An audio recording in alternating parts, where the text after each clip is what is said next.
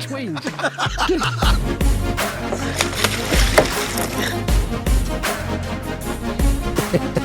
Cheers.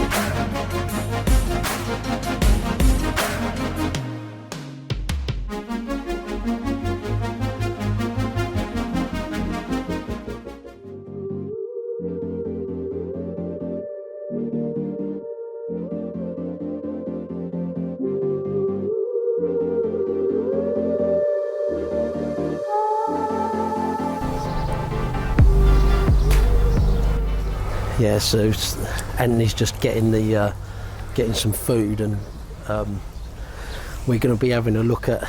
Well, do you know what?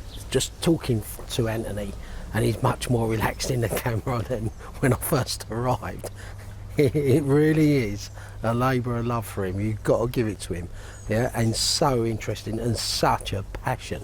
So as I say, we're going to be having a look at, as best we can, some of those fish that I had a cutaway shot of earlier, and then we'll be looking at the fry that where the fish spawned a week ago. So yeah, but yeah, great fun.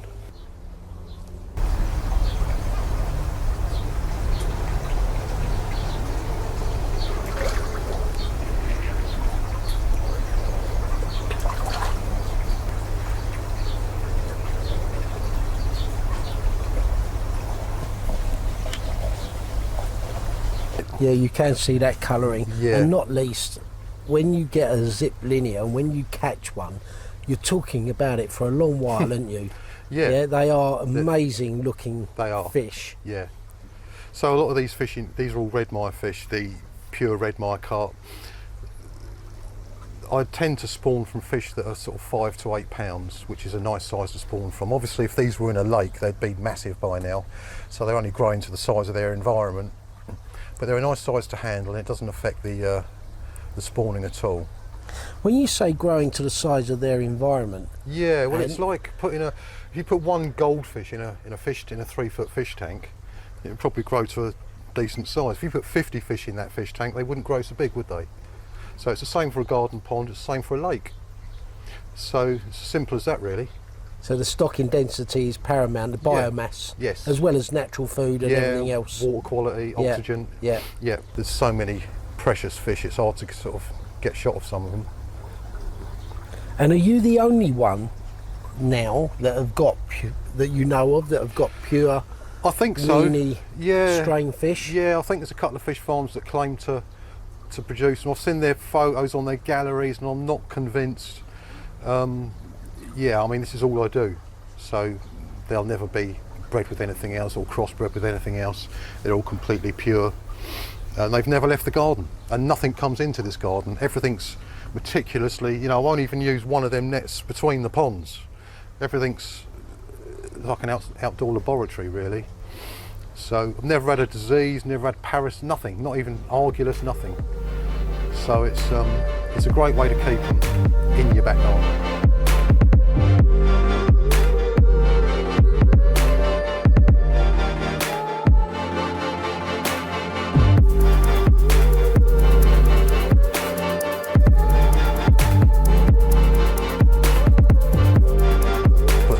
There's something about bread. And they're just. What do you reckon it is if you had to make an educated guess about bread? Soft? Soft. Salty? Probably the salt content and the yeast. Maybe the yeast, I don't know. But it's not just carp, is it? Everything loves bread. Sweet corn, bread, and occasionally I'll give them a treat of some maggots, and they'll eat that all winter long. If I put any boilie in here, it doesn't matter how good it is, or pellet, it'll take a day or two to disappear. You put a handful of sweet corn in, bread, maggots, and they'll eat it straight away. Don't matter how cold it is. And why do you think it takes 24 hours or more for the fish to eat the boilies? I think it's the oils and the fats. You know, they don't tend to eat too much either, you know. in the I winter. think there's another aspect of it. Yeah. Yeah, I think I've had this conversation before. Let's just put this camera onto big fat head there. I think the other aspect to it is that I am a great believer, if the more you can get away with, the softer the boilie, Yeah. the better. Yeah, I think the easier it is to eat for Yeah. them. You know, they've got pharyngeal Yeah. teeth that can crush, you know, muscles. Yeah, But I just think it's just easy to eat. It's Yeah. like I say, in soup. yeah, You know, Yeah. there's a quick meal. It's just nice and easy. yeah, Yeah, that's what I think.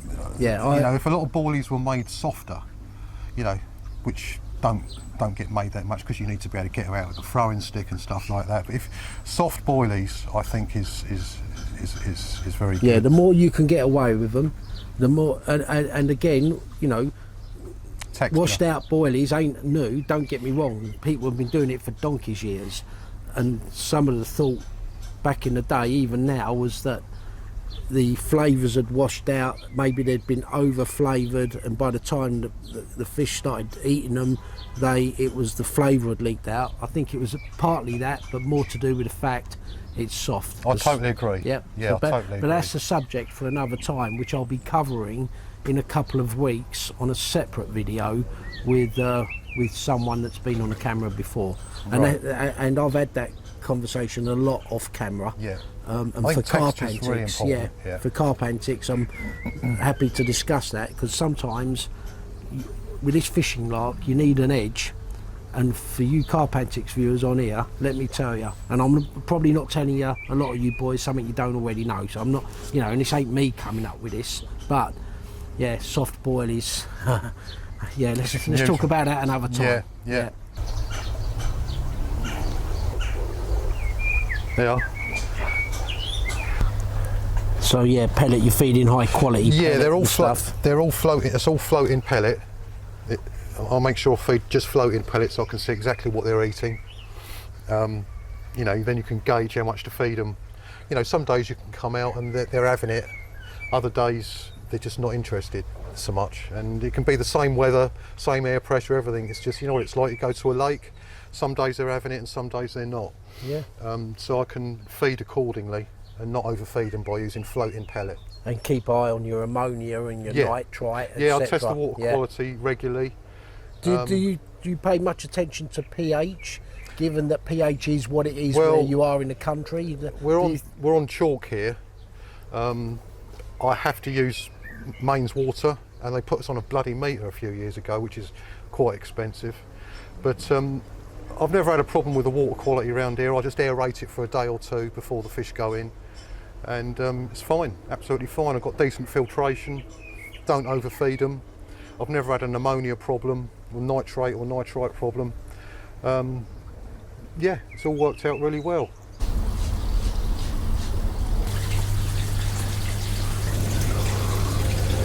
So, Ant, what we got here now? So we've been looking at the bigger fish up the end. Yeah. Yeah. What we got in this pond?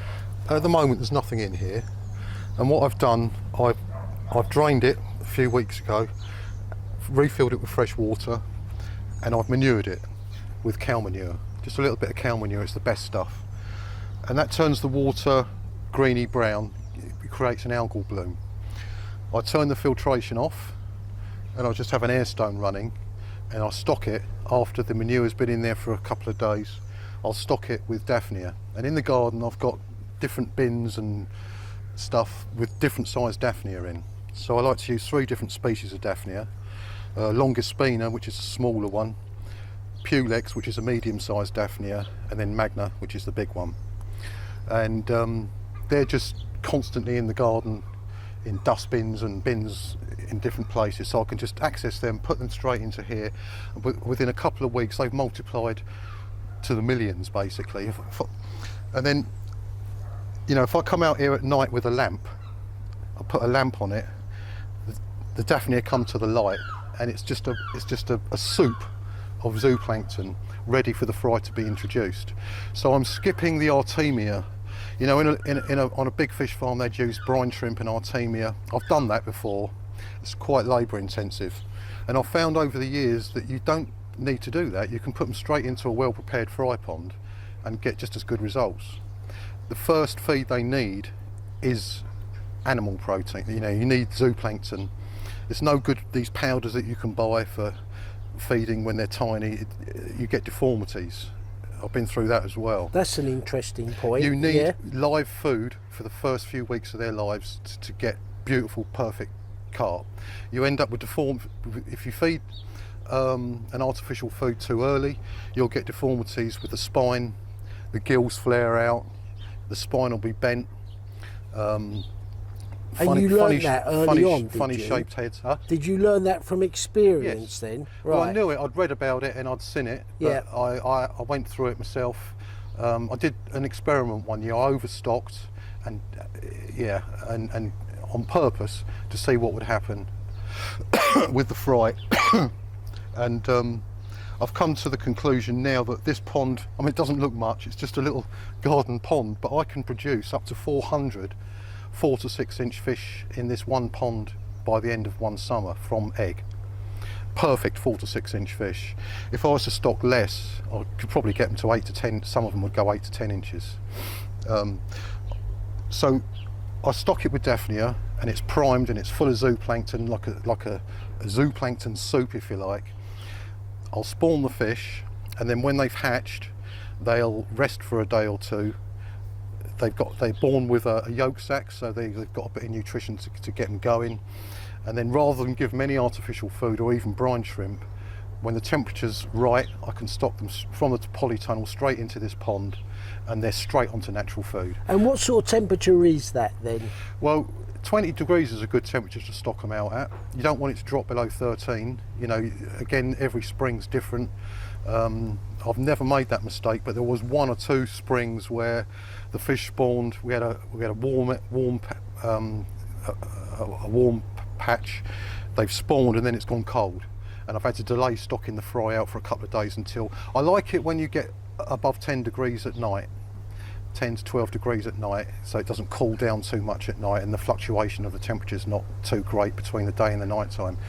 So timing of introducing the pinheads or the tiny little fry that have hatched into the fry pond is quite critical. So fortunately I've got that right most of the time. Now in this pond I would stock about 2,000 pinheads, believe it or not, and then when I come to grade halfway through their first summer, normally mid-July, I'll grade them out, and I'll end up, it goes down to about a third, because they start eating each other. So as how well. do you grade them at such a young age then? Well, I wait till they turn into proper little fish, Yeah. and the scale patterns are formed and they're proper little carp, Yeah. and then I'll get them out at that stage, and then any deformities or anything I don't want gets out of the equation Yeah. right there and then. Then the best ones I'll put back into the pond for the rest of the summer, and like I say, by the end of the summer I can normally get up to sort of 400. I've had 450 before, 4 to 6 inch fish just from this one pond. So when they go in and they're consuming all of that zooplankton, that only lasts for a couple of weeks. It's incredible how fast they'll eat Daphnia. I mean, I don't know if you've done it in a fish tank before, where you've dropped a load of fish Daphnia in from a pet shop, and it's just gone within minutes or hours or overnight. The whole lot's gone, and it's incredible how much they'll eat in those first couple of weeks. Yeah. So within Yeah. a couple of weeks, maybe 3 at the most, all the zooplankton's gone in this pond.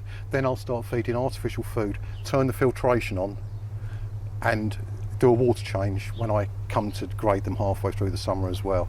And then off you go, and it's on artificial food for the rest of that summer. And they turn out perfect. And then so we're going to see the fry pond in a moment.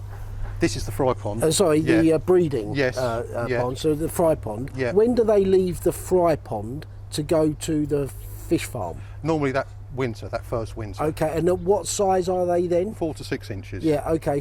And how do you stop them from being hammered by the cormorants? Oh, well, on the fish farm it's completely netted over. Oh, It's so we'll all see that. biosecure. Yeah, understand. Yeah, Yeah, it's completely. You'll see that later. Yeah. So, and are you then transferring them at that size, and also in the winter because it's less risk than moving them in the summer, and yeah, obviously in the winter, more the oxygen, water, all of that, which Yeah. again we touched on with Simon about the colder water. That's right. And you know, Yeah. it retains oxygen. It and does. stuff So much colder better. water holds more oxygen.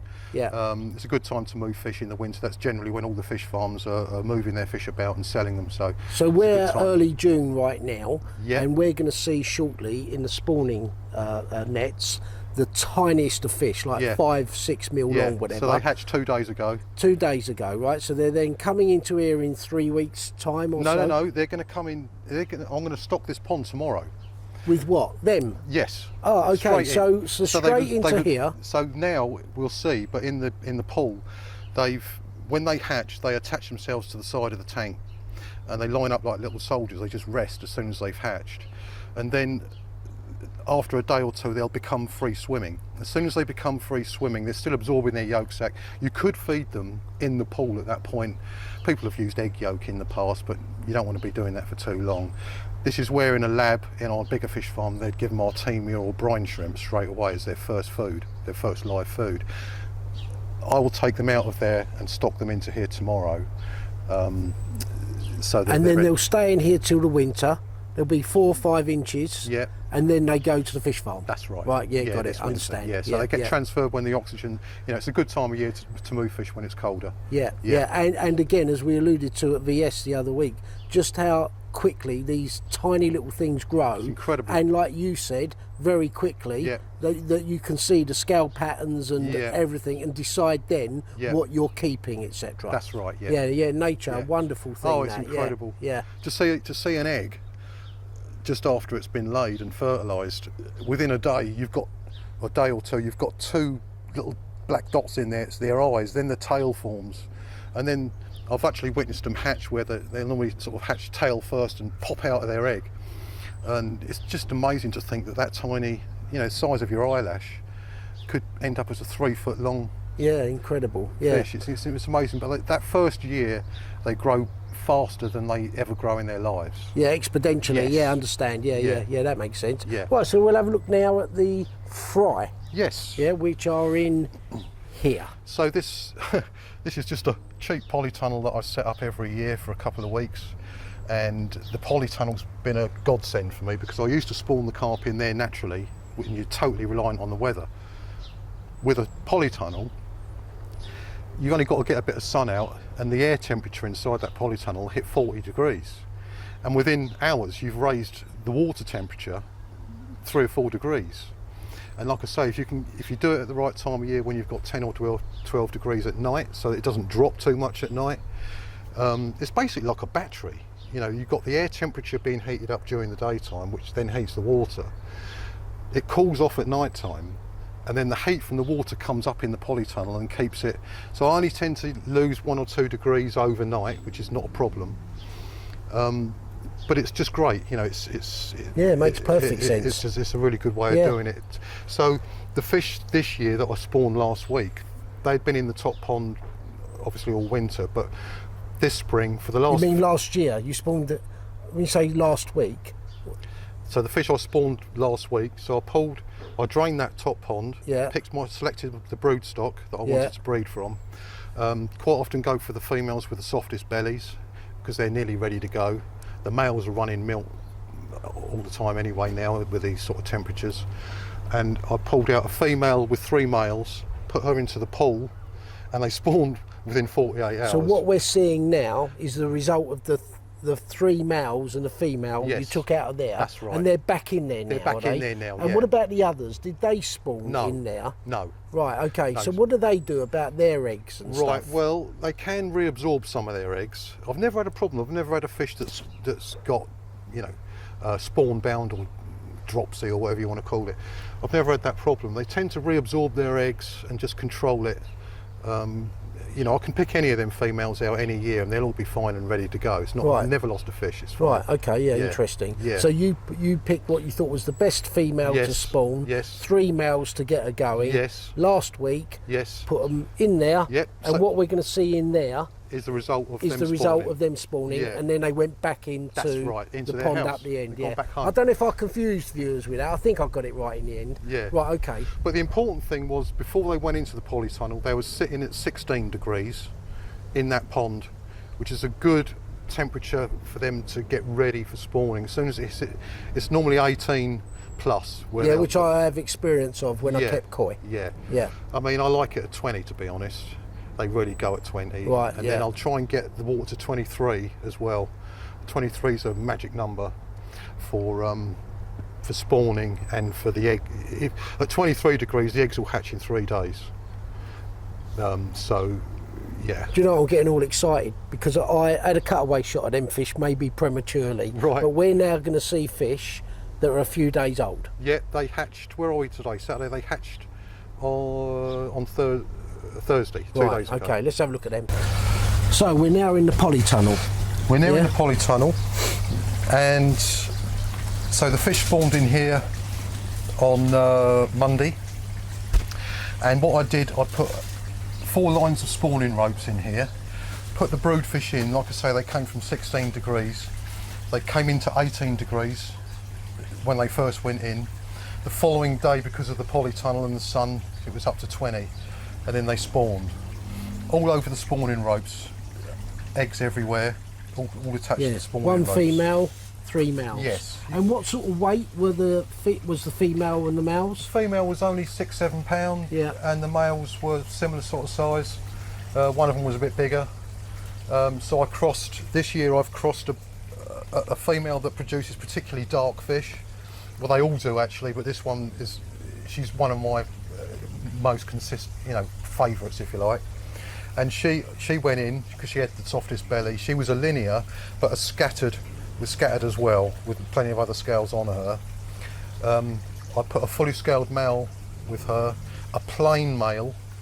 Actually, the male was very similar to the black mirror, incredible looking male. And another male that I call Patch, that's got very unusual scale patterns, and it's an absolute brute of a fish. If that was in a lake, that would be massive by now. Big, thick set fish. So I think the combination of those 3 males with that female is going to be amazing. And are you almost in your mind's eye know what these are going to look like? Yes. Right, based on experience. Yes, that's right. Okay, yeah. There is a genetic chart that you can work out what scale patterns you're going to get from particular fish. For example, if you cross a zip linear female with a common, you're going to get a certain type of scale pattern. So it can be, you can work it out to a pretty and it'd good be point. interesting to see some photos of these. Yeah. So that the viewers can get an idea of what they're, because I'm picturing them in my mind now. Yeah. So these fish, so the eggs were laid early this in the week. Yeah. They hatched. Then they hatched. Yeah. Wednesday, did you say? They started hatching Thursday. Yeah. And these are now about what, 5 mil long? Is it 4 mil? 3 mil? I don't know. Something like that. Yeah. Okay. 4 or 5 mil. And maybe. how many of them are there? Well, you look at that and you think, oh, there's a good few. There's actually thousands in there. There's more than you think. You count out 500 into a bowl, and it looks like 200. Yeah. It's amazing. Yeah. So there's more than you think. There's also a load still in the pool that I've got to net out, and I'm going to have to drain this down slowly and get there. You can see there's still some down here. Yeah, escapees. Yeah. Now, if you look at the ones that are still laying like little soldiers along the sides. Yeah, and I'm going to get the camera now and pick it up as you're speaking. So again, this is all a bit ad hoc, boys, but go with it. So I'm now picking up the camera and I'm going to have a cutaway shot of what we looked at earlier. Yeah, so go on. So a lot of these fish are still resting on the side of the cage, but some of them are now free swimming. And by tomorrow they'll all be free swimming, and another day, and then they'll all be ready to stock out. In fact, they'll be ready to go out tomorrow, to be honest. And they'll go into the fry pond. I'll put some in the fry pond here. Yeah. And then to get what I want here, and then we've got a bigger fry pond up on the fish farm, where we'll be able to produce more of them, and they'll have a lot more space. But I have to keep some here because I like to see the scale patterns develop halfway through the summer. And what are you feeding these now? Nothing. Right. So they'll get no food until they go into the fry pond. That's right. Okay, so they don't need food at this stage? Not really. I mean, I have, like I say in the past, you can give them a bit of egg yolk if you've got to keep them for an extra few days. If the temperature's not right to stock them out, you can keep them in here for a bit longer. and give them a little bit of egg yolk, which breaks down into a few hundred microns, and they'll eat that. You can actually see their bellies go yellow when they're eating it, but you don't want to do that for more than a few days. So the sooner now, there's a critical time there where you can't let them not have any food. You've got to get them into the eating the Daphnia and stuff. Yeah, straight on that zooplankton. Yeah. Well, rotifers at first, and then the Daphnia that's in the pond is too big for them to eat. So the baby, they're producing all the time. So the baby Daphnia that are coming out, within a few days, they're big enough to eat them. So they'll start off eating rotifers, and then they'll be straight onto baby Daphnia. So at the moment, and are they eating or they're feeding off what they're born with? Yeah, they've got a yolk sac. Yeah. And that yolk sac runs out after a few days, yes, does it? That's right. Right, yeah. so that's then your cue to Yeah, get them into the fry that's right, pond yeah. and start eating. Straight onto natural food. Yeah. And just leave them eating natural food. And they develop so fast. The other thing worth mentioning is they start, you know, the ones that get a head start, the greedier ones, they'll actually start eating their brothers and sisters. You know, I've actually witnessed that in the pond.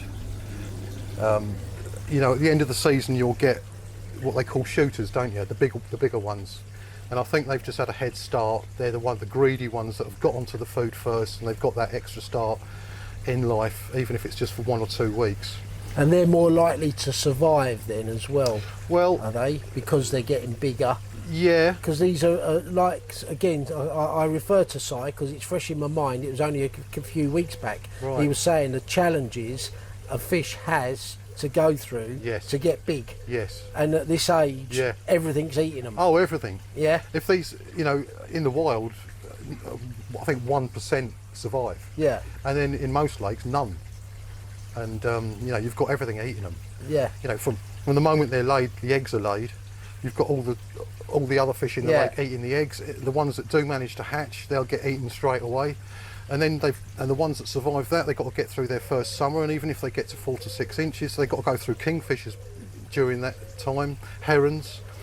And then you've got another couple of summers before they're big enough to be cormorant proof. Yeah, exactly that. So just when you think a fish is thinking, right, I've got through everything, cormorant comes along. Yeah, absolutely. So yeah, especially the last 20 years, whatever. I don't seem to recall seeing much in the way of cormorants when I was a kid. No, they weren't. They're everywhere now. They are everywhere. Yeah, I think they've come in, have they, because the sea's been depleted of sand eels, fish and they've come in. Yeah, they have. It's our fault. They've come in and they're not even going back out to sea during the winter half the time. Yeah, during they're the having summer. it off eating coarse fish. Yeah, well, it's just easy pickings, isn't it? So these are going into the fry pond tomorrow? Yeah, in the garden, and they'll be going to the fish farm tomorrow right, as well. Understood, yeah, got it, yeah. So, like I said, we don't produce many fish, so I don't need many fish. You know, in recent years we only sell a few hundred, but they're all cream of the crop, the best of, you know, the best. Yeah, fantastic, so, it's a bit like, I've always sort of looked at it a bit like someone buying koi. You've got to think of it like that. You're not just going and picking out 100 carp from a fish. You're buying koi, the cream of the crop. Yeah. And that's what it's all about.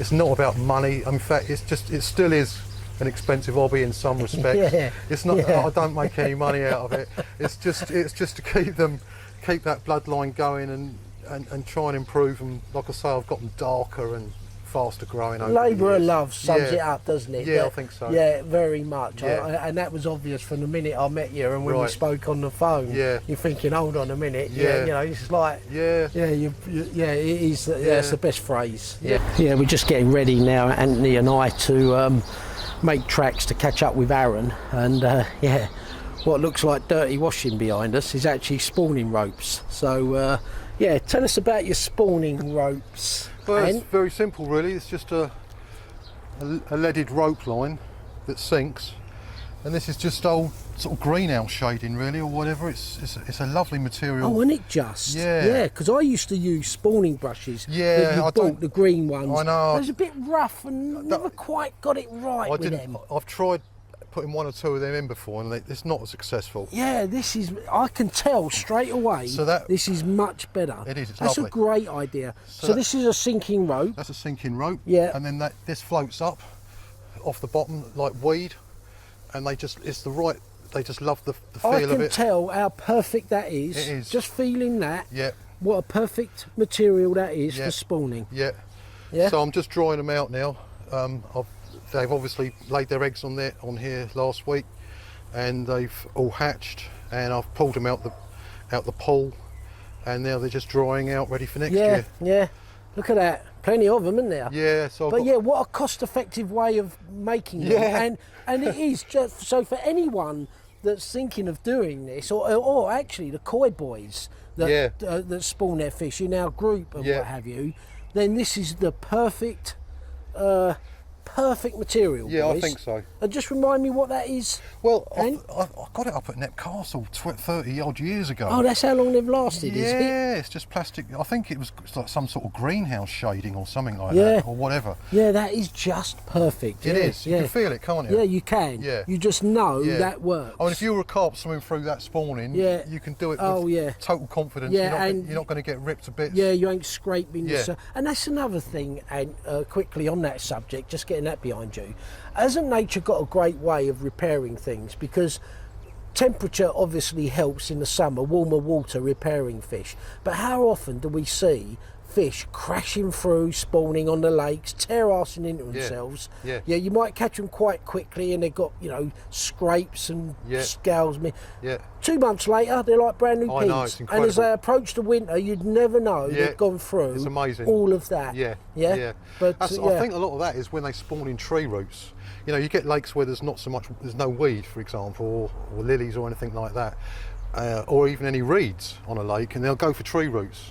And they'll go through, smash through there. It causes more damage. Yeah, I think so. Whereas if you've got heavy weed, no, you're right. That's a very soft good point. weed, and you don't get so much damage. Yeah, that's a good point. Yeah, and that's what I've tried to imitate. But let me just get another cutaway of them ropes, because that's proper put a smile on my face. Them. Yeah. Great idea for anyone, as I say, that's thinking of doing just this. That is a great material. Great idea. So. Yeah, just as we're leaving, and thought of something else. Go on, mate. Yeah, just as a thing. The other thing I like to do, I've got this little floating cage here. It's all done in miniature in the garden, but a little floating cage here. And yesterday I put some of them pinhead fry in here for the night. Oh, I can just see them. Yeah, look. Yeah. And they're all still alive. And I like to do that just to make sure, before I put the fish in, that it's all there's no problems. Yeah, that makes sense. So I've tested the water anyway, but it's just a little thing that I like to do just before you go full belt and put them in there. So we've just come over to catch up with Arron, who, as I was saying earlier, and he's got his boy here with him, who was about 1 in 2007 when I went to Japan with Arron. So I ain't seen Arron for a few years now, and I've sort of followed him on Facebook and stuff and have the odd message between us. But anyway, we're going to catch up with Arron and Antony, not least of all find out just what Arron's been up to this last few years. Arron, your head's going red already. Yeah.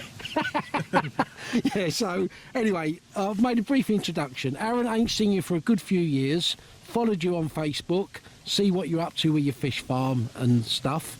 We was in Japan when you had Worthing Aquatics 2007. Yep.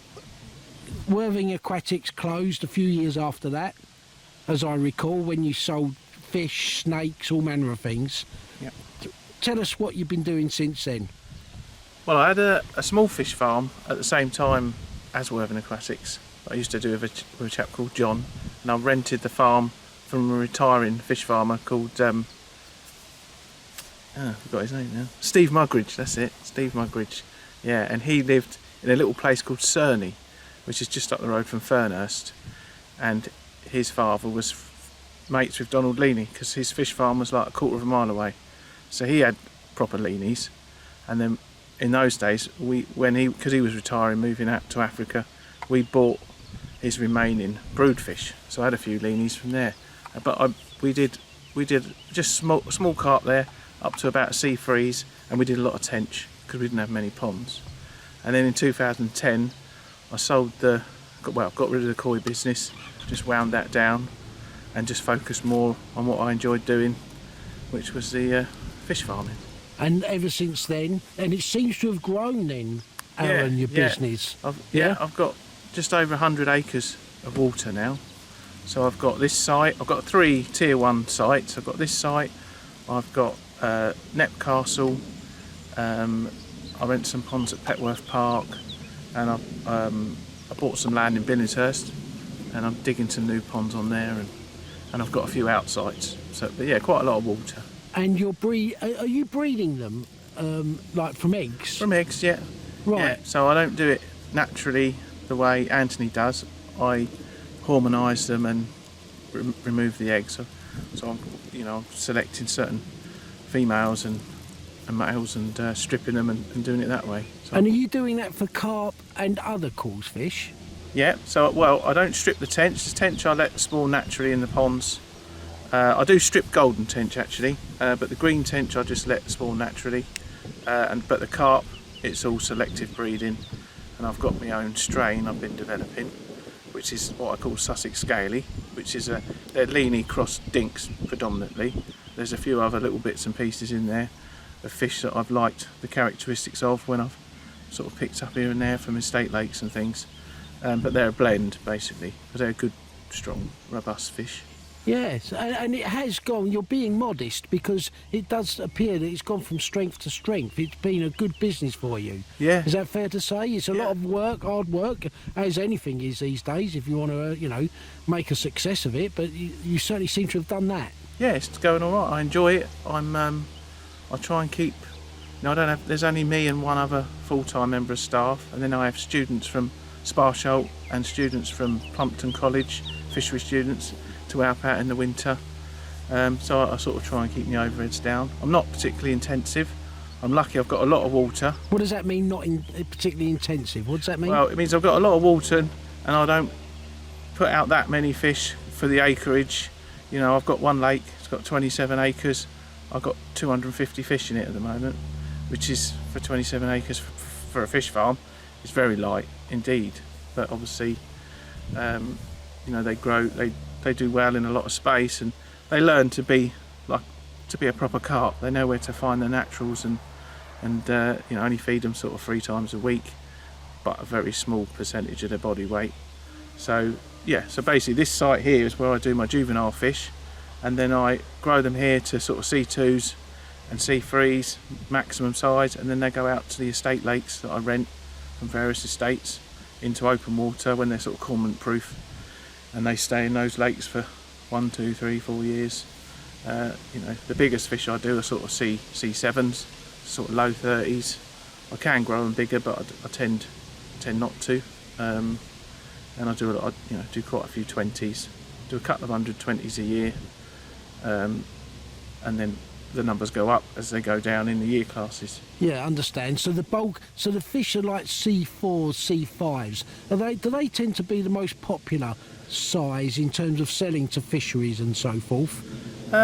Yeah, they are. I mean, a lot of people want 20s, which are obviously either big C5s or C6s, but I always advise people to go for anything between C3 and C5 really. Which is what Simon said. I went down to Simon at VS Fisheries a few weeks back, having gone there early in January, and he said a similar thing, that he recommends. Then they're not so big that they've got used to a soft environment and stuff, and equally they're more affordable, and he feels that they're more likely to make a home for themselves when they're that size compared to them being too big. Does that make sense? Yeah, I think they're better value. They adapt. Younger fish adapt better to a new environment, and they compete better than older fish.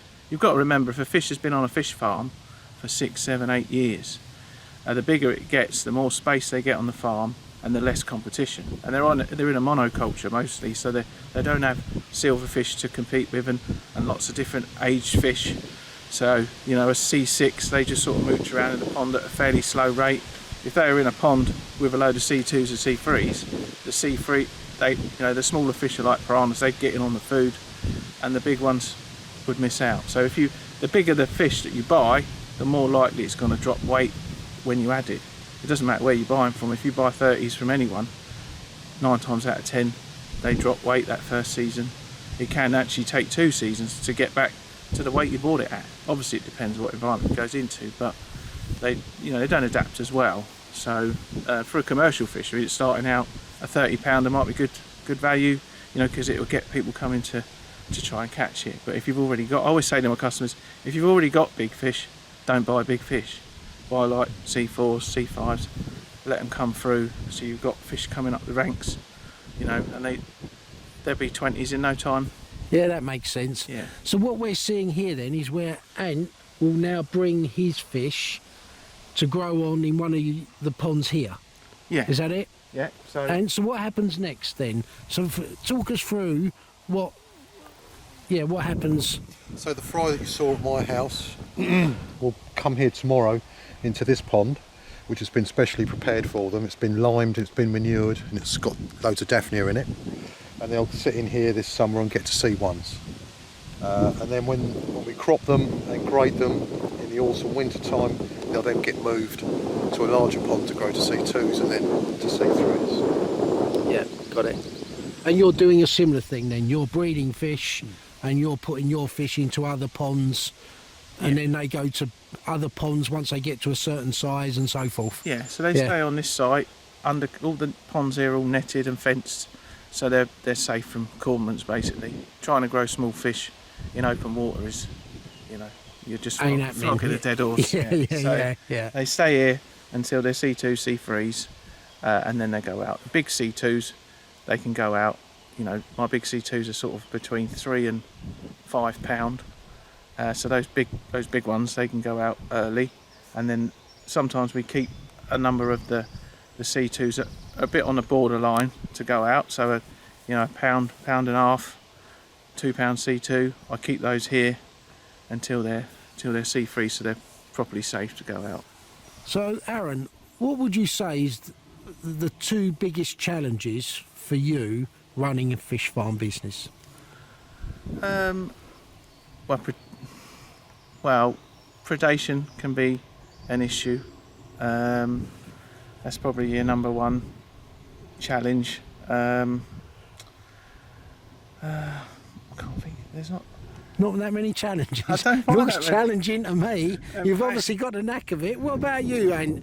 Yeah, in terms of challenges and stuff, breeding fish as you do. Well, for me, it's all about the spring, whether we've had a cold spring or a... Come around here a bit, ain't out of the wind. Yeah, you're right. Yeah.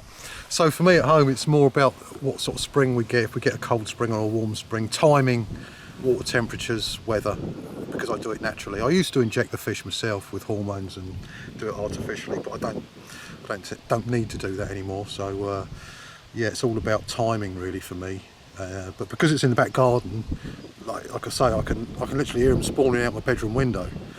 You know, so I've got total control. Like I say, it's like an outdoor laboratory. Really. Right. Yeah. And I haven't got any problems with predation. Obviously, being in that situation, a kingfisher did land in my garden once, one winter, which I found. And you shot it? No, I did not. Okay, that was a joke. That was a joke, Arron. We like a joke, don't we? No, I was watching. That was a joke, viewers. Yeah. No, that's 1 December. I looked out the kitchen window and there's a bloody kingfisher eating my fry. But that only ever happened once. I think I've seen one heron in my garden, or an egret rather, one of the white egrets that came over, landed in the tree one winter. It's probably really hungry, but I've got nets around the edge of the pond as you saw. But like you're saying, Arron, and like Simon alluded to, these little fish, you know, in a natural environment, they all get eaten, and there's a lot of challenges getting them to a certain size, and then the cormorant comes along.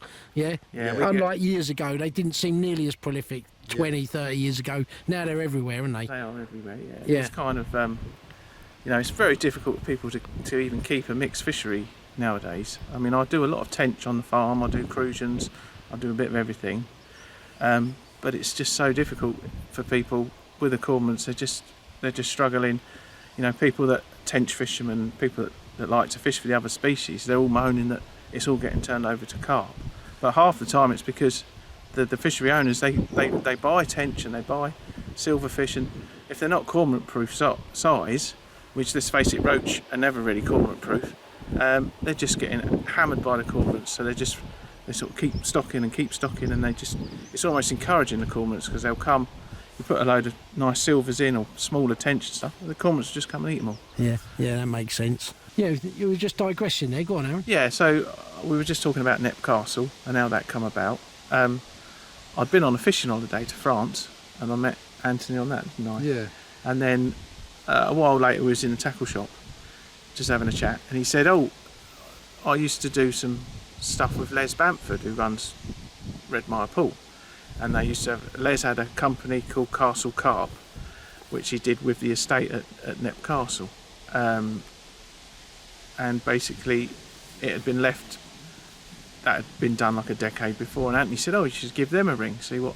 So that's what I did. I sent them an email, and they originally sort of said no, so then I just kept pestering them, and basically I got in at Nep Castle, and we so when I drained the big lake there, the 27-acre one, there was fish there that were left, sort of remnants from when Les was there.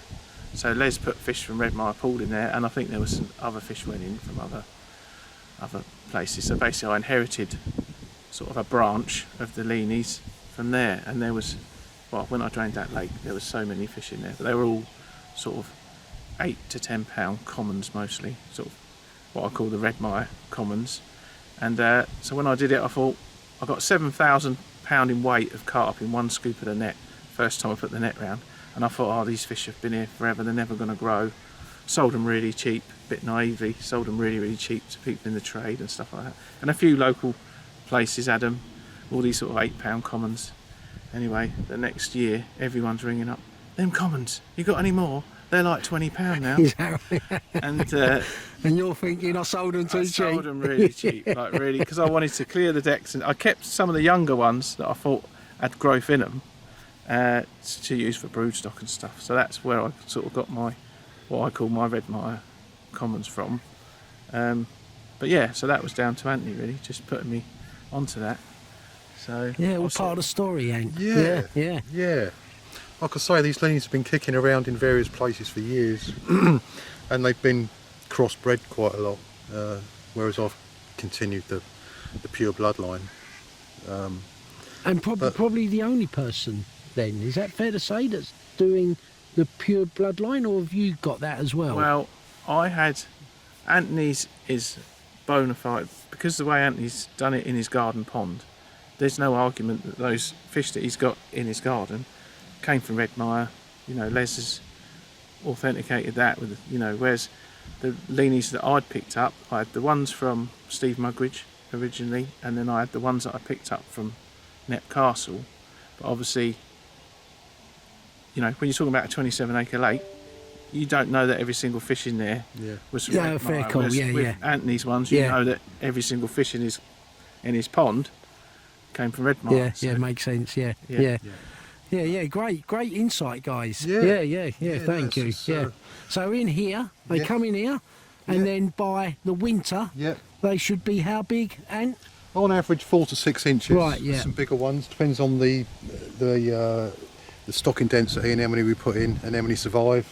But generally 4 to 6 inches is about an average size. We had 6 to 8. We had a lot of 6 to 8s as well, And it's not particularly big. Same situation as at my house. They'll go in here and they'll get on the zooplankton straight away. Tomorrow I'm going to be putting these fish in here, and then once they've exhausted the zooplankton, they'll be on artificial food with an auto feeder and hand fed, just to get them, just to keep an eye on it and manage it properly. And but yeah, lots of 6 to 8 inch fish as well. It depends on biomass and food and the whole. And temperatures as well, would you say that? Summer can depending make on But I'll probably run a net through, or we'll run a net through in sort of 6 weeks or so. Yeah. Depending on how many fry Antony gives me. I might, you know, I do similar to what I do with mine. After about 6 weeks, I put a lot more fry out, and then I've got a second fry pond. So what I'll do is I put a lot of fish in one fry pond. After 6 weeks, I run the net through, and I'll pick out maybe just 3,000 or 4,000 of the biggest, and I'll move them into a bigger pond which I've kept completely empty till sort of almost July, so it's almost been a wasted pond if you like, and I'll put the better fry in there, and then by the end of the season, when I'll keep filling out the original fry pond, the first fry pond if you like. I sell quite a few in boxes, or sometimes I'll sort of spread them around here and there, but this, you know, so by the end of summer, the second fry pond, I'll have 8 to 10 inch C1s in there, because I've split them and because they had so much room.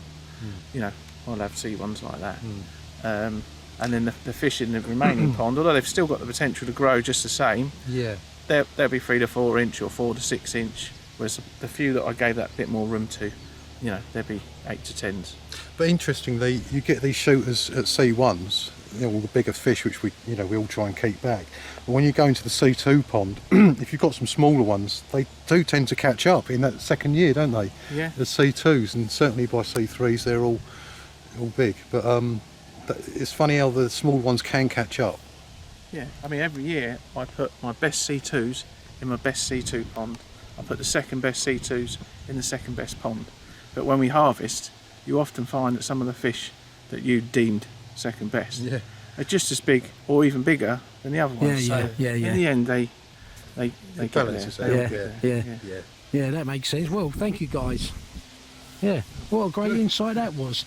And sorry to throw you in at the deep end, Arron, but it all worked out in the end, didn't it? Yeah. Well, guys, that turned out to be a cracking day yesterday. And yeah, Antony, thanks for it was brilliant. I always learn something, and I hope the guys viewing this learn something about our hobby, because it's not just about fishing, and there's so much more to it. And you know, you can keep that in perspective, just how much you want to learn. But for me, you know, this last few weeks, you know, I've learned a lot more than I've ever learned in terms of fish breeding and so forth. And yeah, as I say, I'm glad to be sharing that. So yeah, thanks Antony. Thanks Mark for introducing us, and yeah, not least you, Arron. It was great to see you and your boy. Yeah, you know, when we was in Japan, your boy was about a year old. He's a big strapping lad now, and yeah, great to see the kids growing up. So yeah, thanks to you as well, Arron. And yeah, I look forward to catching up with you boys later in the year. I'll be going back down there, and then filming a harvest with Arron and Antony. So that'll be fun, and I'll be sharing on Carp Antics. In the meantime, guys, yeah, thanks again to all those that are viewing this channel. Really appreciate the support, and lots of ideas right now of other filming aspects I haven't done in the past. So yeah, watch this space, and I get lots of messages in terms of feedback, which is great. Positive, some, you know, negative in terms of, you know, content not being sufficient enough on the subject of rigs and my baits. And people say, well, you video everyone else's, but you don't video your own. Well, I'm planning to change that next weekend. So yeah, I've got a very special guest session if time management works out. And we'll be covering that very subject. But anyway, that's another subject for another time. Thanks again, guys. And yeah, not least of all, yeah, cracking. I played this video back this morning, and yeah, Antony, just to quickly conclude, yeah, I could see you was all nervous that we started. Within a couple of minutes, you were great. You're a natural. So yeah, thanks again.